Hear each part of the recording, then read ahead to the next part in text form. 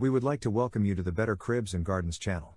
If you have been looking for information on what is aquaponics, how does it work, we have our top 3 compilation videos that we have researched and want to present to you.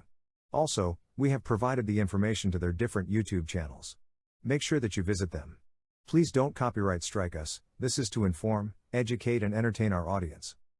But first off, there are links at the bottom in the description of this video that will take you to the official page that you see here. If you are looking for some fantastic information on a step-by-step, how to build your own aquaponics system, which is fantastic for beginners as well as the advanced, that is also featured in the beginning and at the end of the video. And you can see that this featured system is said to teach you what is said to be the breakthrough organic gardening growing secret that is said to grow you up to 10 times the plants, in half the time with healthier plants, while the fish do all of the work for you. Just take a look as we briefly scroll. Also take a look here, as you can see that there is a video for you to watch that is featured on the page. The featured video should explain everything for you in more depth, and there is more information on the official webpage as well, much more information.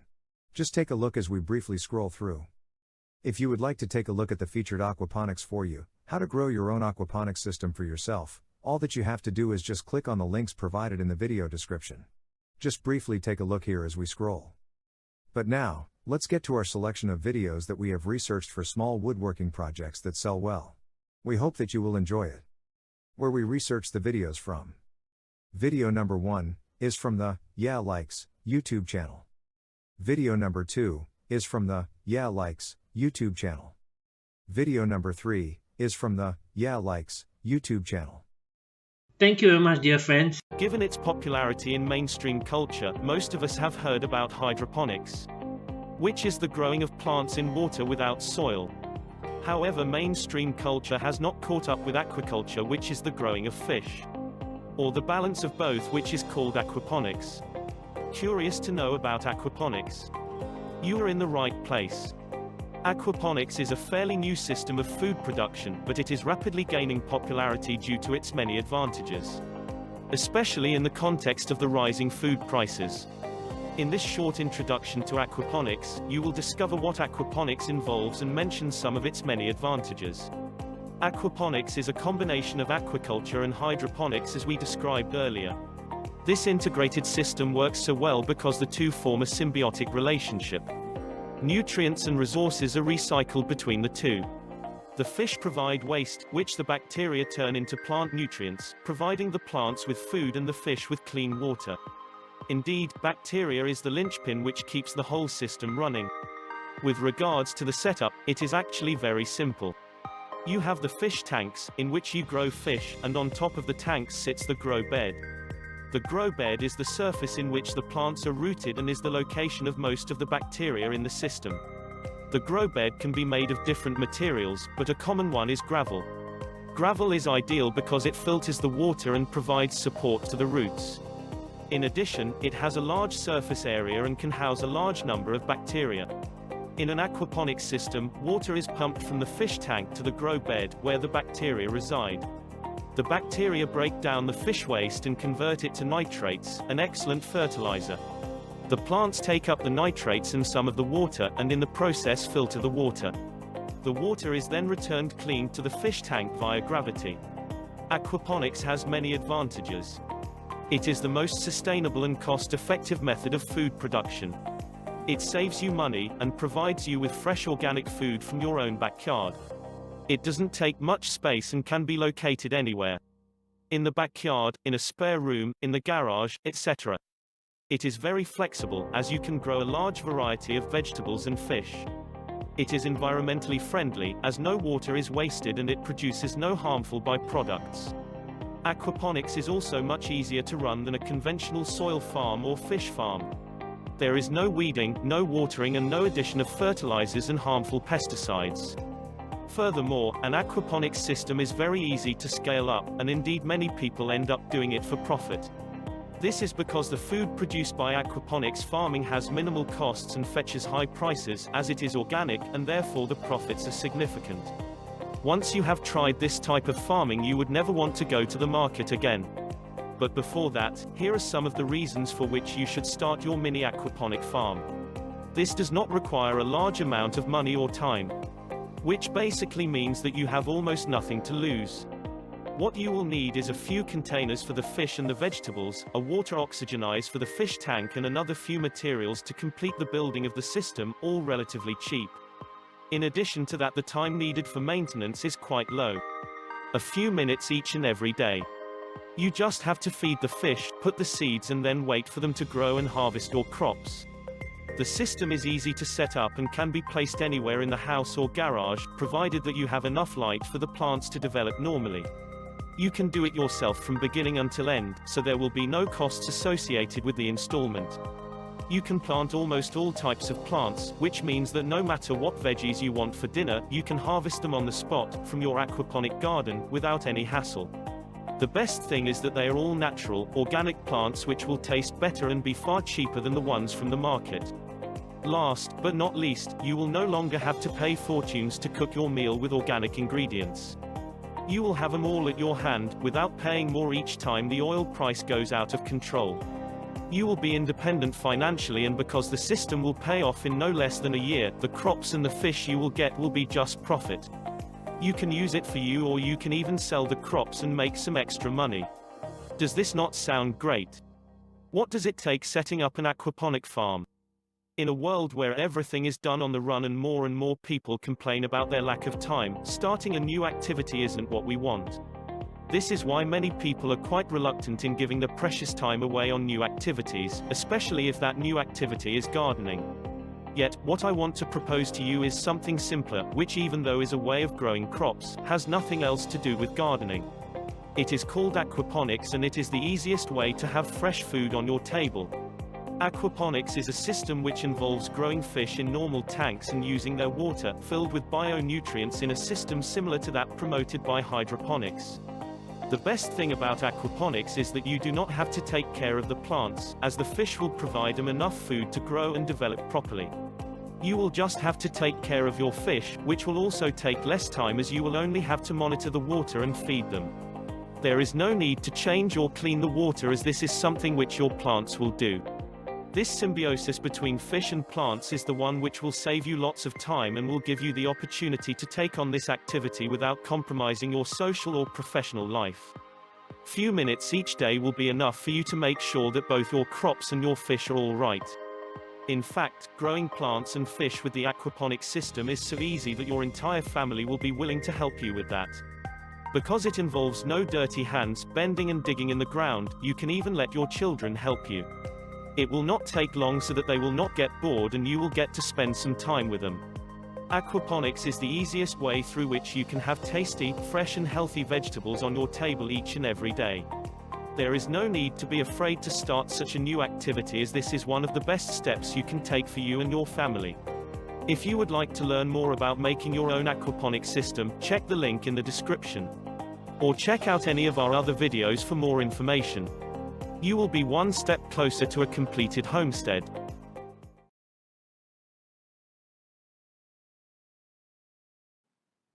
Cool, right? Click the link in the description for pricing, ratings, and reviews.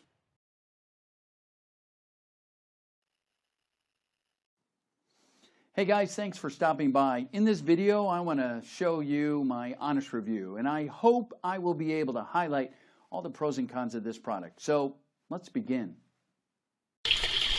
Hey guys, this is Callie. This is kind of like an experiment for us. We're building a salad bar. And it's been running about, I don't know, about 95, 96 degrees every day. Not real good weather for growing lettuce, so we would try some aquaponics. This is a small setup we threw together just to see if we could grow some in this heat. Water temperature stays really cool. And this was our first set of lettuce that we planted, and we've got green onions there on the other side. We got some smaller plants we've set out recently, and we've got others started to set out on this next level. And we're growing some fairly healthy looking lettuce. Got a lot of leaf lettuce going and some green onions. Really super simple. And we're doing it in some pretty extreme heat. And we are raising, since this is just an experiment, we've got some goldfish I don't know if you can see them down here. Let's see if I can get them to come to the top. There they are. They think I'm feeding them. There they are. So before we put the money into tilapia, we wanted to see if it was going to work. So we've got our fish going on. This has been growing for, I guess, about a month. We started this one a few weeks back. It's set here, and then we added another tray. Simple wood stand and a pond liner down in the bottom. We've added a small swirl filter to the side there to collect all the debris, since we got all rafts.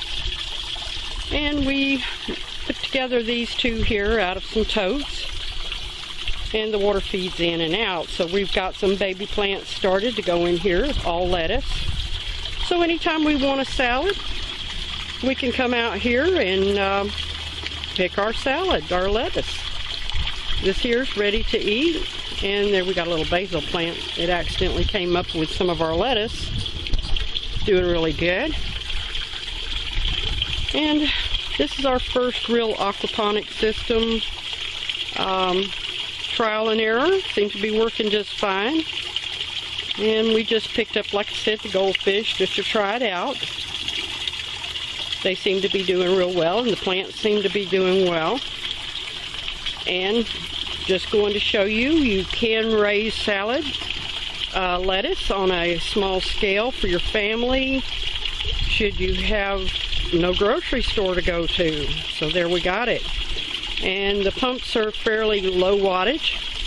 We can add a solar panel later on. This one's hooked to the power right now, but we're definitely going to switch it over to a smaller solar panel.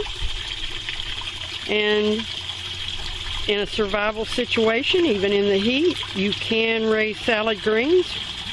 We got it in a semi-shady spot. It gets sun periodically throughout the day, but it also gets some shade to keep the water cool and the fish cool. And it seems to be working out just fine. So there we have it. Survival situation. You can raise your own salads, your own food, your green onions, and we'll be adding other salad vegetables to this as we go along. We started it out small so that we could see if it was going to work, and it seems to be doing just great. So there we have it. You can raise leaf lettuce to feed your family in a very, very small area. Not much of a footprint here. I'd say 4 by 8. So if you have a patio, have a small area in your backyard, this will do just fine. And we'll eventually switch over to tilapia. Like I said, this was just an experiment to see, oops, there comes the sun, if it would work. Works fine. Cool, right? Click the link in the description for pricing, ratings, and reviews.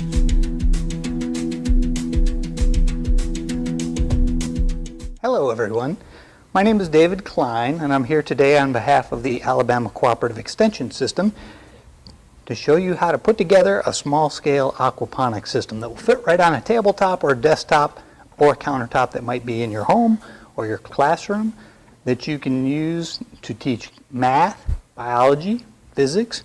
We've even got a little carpentry and a little plumbing that we can share with you. But these are great to learn not only about aquatic creatures, but also how to grow plants that you can use either in your home or in your class. The system is comprised of mainly 4 components. We've got a fish culture system that's going to house the fish. We have a water delivery system that includes some pipe and a small pump. And then we've got our filter system that's comprised of a couple of buckets. And then we've got our plant tank that's a small Tupperware container. And I'm going to show you how to put all this together so that it looks like an aquaponics system. Let's start with our water delivery system. And what we've got is we've got some 3/8 inch vinyl tubing. We've got a barb connector that's a barb on one end and a 1/2 inch threaded fitting on the other. We've got a fitting that's threaded on one end and slip on the other side that's also 1/2 inch. Got a piece of 1/2 inch pipe that will run somewhere between 18 and 22 inches. We've got a couple of elbows, 90-degree elbows, a 4-inch piece of 1/2 inch pipe, and a 2-inch piece of 1/2 inch pipe. So we'll start with our small pump, and what you'd like to have is a small fountain pump that will turn over the volume of water that you have in your aquarium somewhere between 2 to 4 times per hour. Okay? So once you figure out how much water you've got in your system, that'll help you figure out what size pump you need. So we'll start with our pump. The tubing goes on the pump, and we've got our barb fitting that goes into our threaded 1/2 inch fitting. Screw that down, place the 18 to 22 inch pipe. And I say 18 to 22 inches because it's going to depend on what size, how tall your bucket is, how long this needs to be. Then we're going to place one of our elbows on the 4-inch piece of 1/2 inch pipe, the other 90-degree elbow, and the short 2-inch piece of 1/2 inch pipe. Take that whole system goes inside your aquarium, and that's what delivers the water up to your mechanical filter system, which is what we're going to build next. The next component we're going to work on is the mechanical filter, and that's made out of a couple of buckets.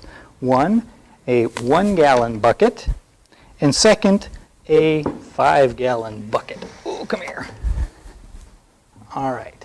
So we've got a 1-gallon bucket, 5-gallon bucket, 2 12-inch pieces of 1-inch pipe, one 90-degree elbow, and then a couple of these uniseals. These are pretty special little gaskets that allow you to go through walls of buckets in the bottom of the buckets, and also prevents leaks around those connections. All right. Let's start with the 1-gallon bucket. We're going to drill a hole in the bottom, center of the bucket, using a 1 3/4 inch drill with a hole saw, because that's the size that's required to put this uniseal in. So we're going to drill that hole. We're going to take our uniseal, and we're actually going to put it in from the inside. Pops into that hole. You can tell it's pretty snug. Then we've got our first 12-inch piece of 1-inch pipe. Something to have is some silicone grease, and this will help you slide the 1-inch pipe through that uniseal. It's made to be a tight fit, so it's helpful to have a little lubricant. Okay, I'm also going to take a little bit and put it inside to help it slide through there. And we're going to take that 1-inch pipe, put it into the gasket. It can be a little hard to get started. Once it pushes through, we're going to push it through until there's 5 inches on the inside of the bucket, okay, or it's about 2 inches below the lip of the bucket. So there's component number 1. The next thing we'll need to work on is a piece of 4-inch PVC pipe, and we recommend that you start with a piece that's twice this long. This is 7 inches long, and then I've got another one here that's 8 inches long. So if you were to start with a 15-inch piece, that would allow you to make both pieces at the same time. What we've done here is we've taken our 4-inch pipe. We'll go directly across the middle. Then we're going to make a mark. You can see our mark here. Then we're going to measure. It's nice if you have a soft ruler, but we're going to measure 2 inches on either side of that line. Okay? And then we're going to draw this line up about 4 inches. We've got 4 inches. Okay? You can see that line. We've got a line at 4 inches that goes all the way around the pipe. Then the next thing we're going to do is we're going to take our ruler and we're going to make marks that are 1/2 inch apart up to 4 inches. And then using a saw, it's real handy if you've got a chop saw because this makes it a whole lot easier. But you can use a hand saw, place it on that dot, and then just cut a slit. And by using that mark with the 2 inches on either side, that allows you to make a cut that's 1/3 of the distance around the pipe. So what you're going to do is you're going to cut it until your saw gets the line on this side and the line on this side. So we're going to get 1, 2, 3, 4, 5, 6, 7 of those, and then we're going to do the same thing on the other side of the pipe. And what this does is this creates a guard that's going to go over the top of the standpipe inside our bucket. Okay, so we're going to place that guard over the standpipe. So now when we pump the water into the bucket, we'll pump it outside the standpipe, outside of this guard, so that it has to go through our filter material before it can get inside the bucket to where the standpipe is to overflow and go down into the larger bucket. Okay? So this is just filter material. Probably best if you find some fish filter material. That goes around this pipe. Okay. And it's good if it doesn't go all the way around, put your gap in an area where there's no slits. Okay. Then we're going to slide that over the standpipe. Okay. And there's that part. Now you've got to find a board, and this one I'll show you is 14 inches by 14 inches. And the next thing we need to do is cut this hole in the center of our board. So the way we're going to do that is place the bucket with the top down, use a Sharpie, and draw a line around the outside. Now we've already done this just to try and make it cleaner and neater as we put this together, but this gives you an idea of how to do it.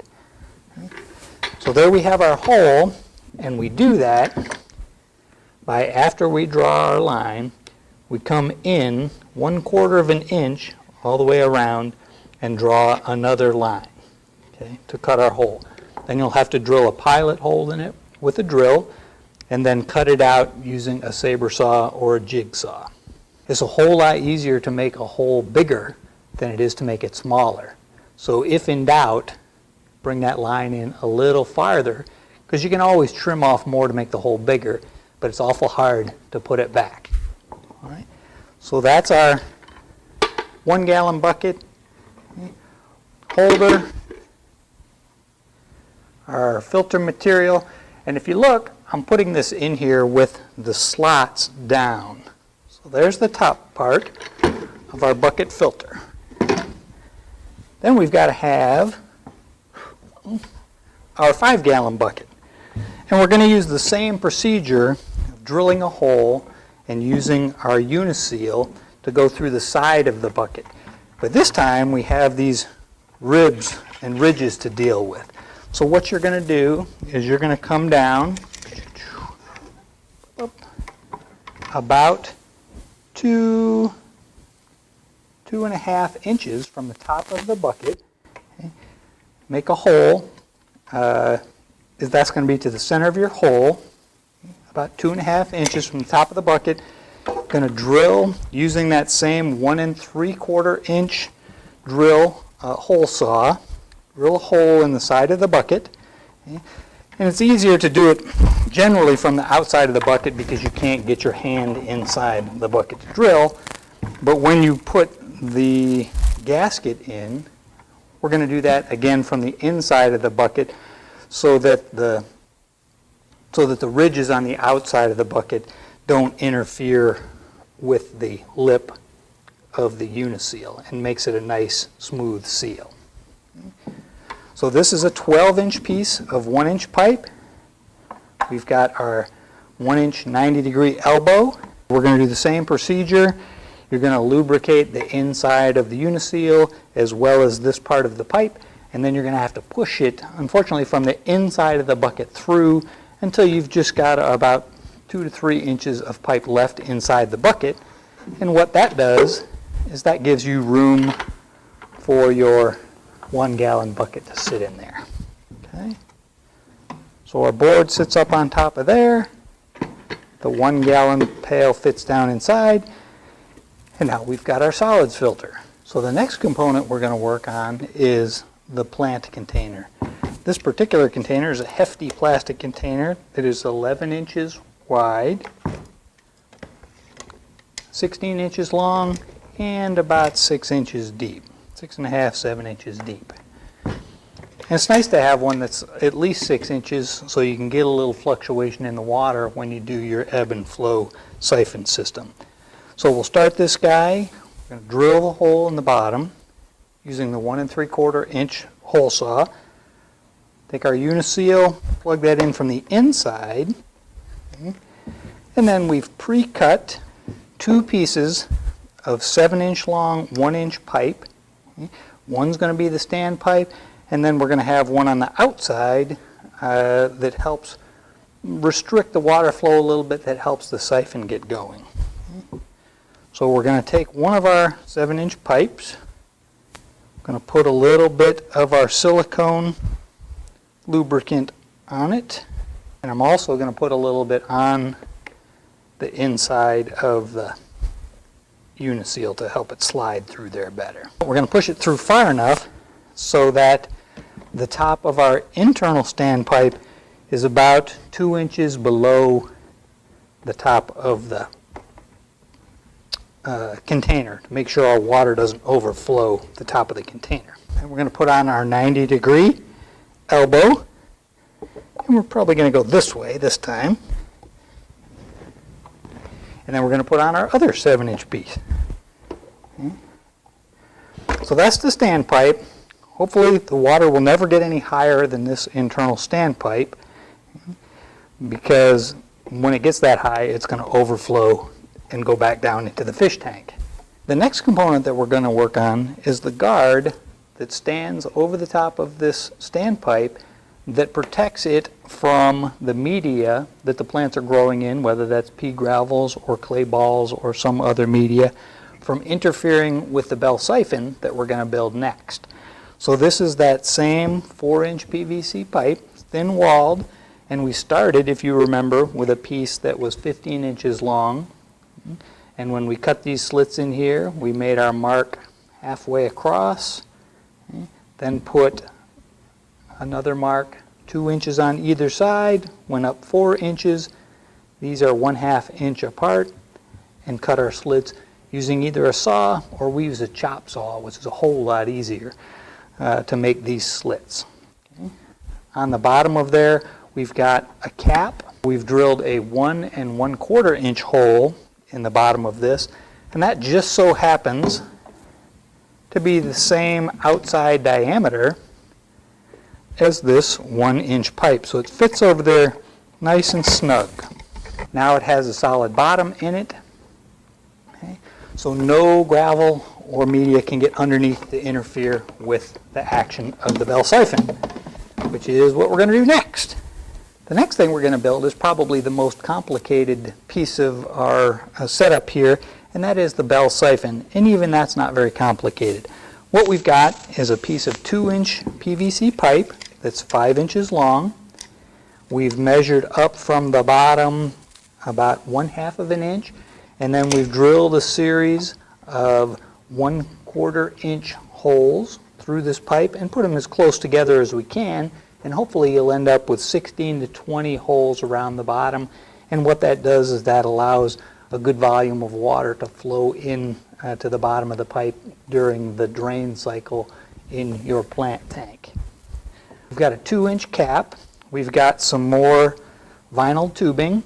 We have a 6-inch piece. We've got a 2-inch piece, and then we've got a 1-inch piece that goes through the cap. When you're building this, you would drill a 3/8 inch hole in the top of the pipe, offset. If you've got 2 of these elbows, that's great. If you only have 1 elbow, you can use one and just curl the pipe around, curl your hose around, and use a rubber band to secure it to the side. But with this in place, before we put our elbows on, you're going to drill a 3/8 inch hole in the top. you're going to add the 1-inch piece of 3/8 inch vinyl tubing in the hole, and then you're going to push the 90-degree barb into that hole and then connect your other pieces. So you've got in the end a setup that looks like that. That goes on the inside of your guard over the top of the standpipe and sits right down smooth on the bottom. Okay, remember, because you've got that cap down there on the bottom. And the last part that I didn't mention is you have to build a stand to hold up your bucket. And this particular stand is about 8.5 inches tall, and it is made out of a 1x12 board, so it's actually 12 inches by 12 inches. Okay. It's a square, and the boards on the side are 8 inches tall. So when you add 1x12 to the top, adds 3/4 or so of an inch on the top, you've got a stand that's 8.5 inches tall. That gets your bucket up high enough so that your overflow will flow smoothly into the plant tank. So what's going to happen when we've got everything in place? We're going to need to start with pretty much almost a whole 10 gallons of water in our aquarium. Your small pump pumps it up through the 1/2-inch pipe, and remember, we're going to use that hook on the top of our water delivery system to hook over the edge of the 1-gallon bucket outside of the mechanical filter media, so that the water has to pass through the mechanical filter before it can get into the standpipe to overflow down into the bucket. Once the 5-gallon bucket fills up, overflows into the plant tank, the water will go through the media. Eventually it will fill up the plant tank to the point where the water will start to overflow over the top of the internal standpipe. Remember, it's going through those slits in the outside of that guard. So eventually it'll start going over the top of that standpipe until it sucks the air out of the cap of the bell siphon. Once that air is gone, it'll start the water flowing full force, and it'll drain the plant tank several inches until the water level gets down to the bottom of the tube. Air gets into the hose, comes up to the top of the cap and breaks the siphon, and the process starts all over again. So we fill it up again till it overflows, and that's where we get this ebb and flow in our plant tank. And that's pretty much it. So we've got our small tabletop system. We've used 3 koi, and that seems to be a reasonable number that you can provide enough feed to provide nutrients for. We're using Malabar or Malavar spinach in the top of our plant tank. We've also grown chives and basil and some other things, but you can plant whatever you want up here in the top. I encourage you to experiment and try different things and see what you can grow using those nutrients.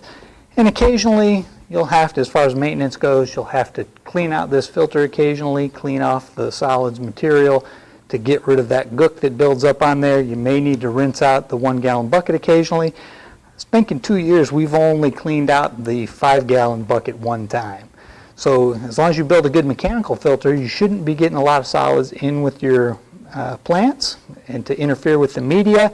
And once this system is set up, there's no moving parts, so it should run pretty stable. And like I said, ours has been running for 2 years. The only time we ran into problems with the bell siphon stop working is when the roots got so thick in the bottom of the plant tank that it actually restricted the water from getting into the overflow pipe fast enough so that it made it where it couldn't get out fast enough to start the siphon to drain that water down. So it just stayed at a constant level, but it's better if the water level rises and falls to provide some oxygen for the plant roots. So that's it. That's our tabletop system. This gives you an overall picture of how it's designed, how it works, and we wish you lots of luck and lots of fun.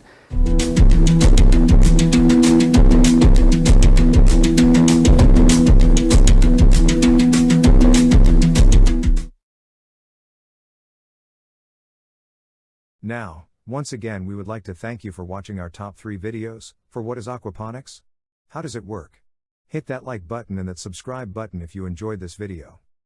Also remember that we have links below in the video description that will take you to the official page that you see here, for some fantastic information on a step-by-step, how to build your own aquaponics system, which is fantastic for beginners as well as the advanced, that is also featured in the beginning and at the end of the video. And you can see that this featured system is said to teach you what is said to be the breakthrough organic gardening growing secret that is said to grow you up to 10 times the plants, in half the time with healthier plants, while the fish do all of the work for you. Just take a look as we briefly scroll through. Also take a look here, as you can see that there is a video for you to watch that is featured on the page. The featured video should explain everything for you in more depth, and there is more information on the official web page as well, much more information. Just take a look as we briefly scroll through. If you would like to take a look at the featured aquaponics for you, how to grow your own aquaponics system for yourself, all that you have to do is just click on the links provided in this description. Just briefly take a look here as we scroll. Just click on the links provided in the description to see more on the aquaponics for you, how to grow your own aquaponics system for yourself.